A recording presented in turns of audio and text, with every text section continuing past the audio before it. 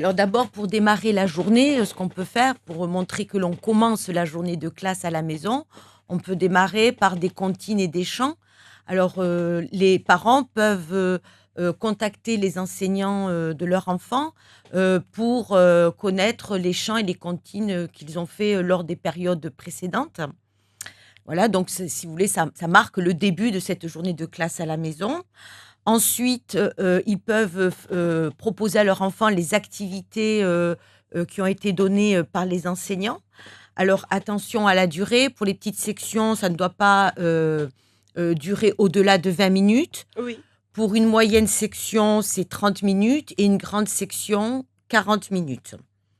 Voilà et là aussi, pendant que l'enfant, fait les activités proposées par l'enseignant, c'est, l'occasion de parler avec son enfant, de lui demander d'expliquer comment est-ce qu'il arrive à répondre, aux exercices, proposés.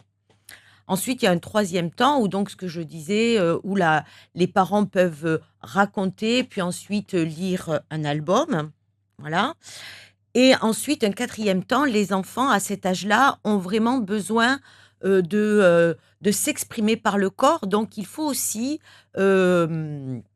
réserver, un temps de ce qu'on appelle nous à l'école de motricité entre 30 et 45 minutes.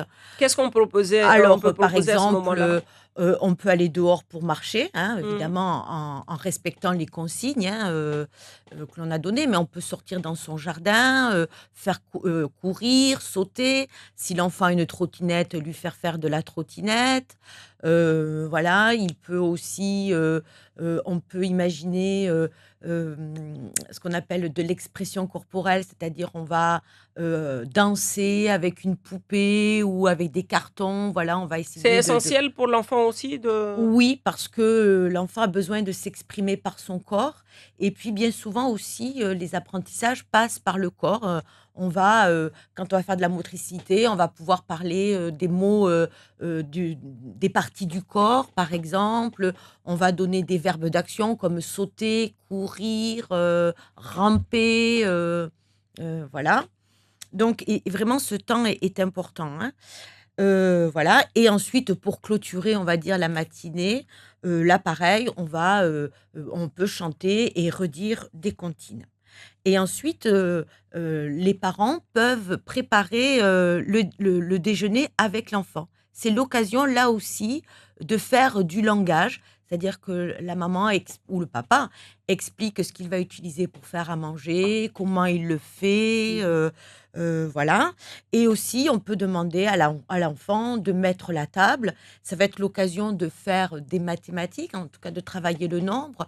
On va lui dire, voilà, combien il y a de personnes qui vont manger, donc combien d'assiettes il faut sortir. Enfin, l'enfant doit trouver combien d'assiettes il doit mettre sur la table, combien il doit mettre de couteaux, combien il doit mettre de fourchettes. Ça le Voilà, faire permet, d'être en activité, mais voilà, aussi, toujours et de façon ludique.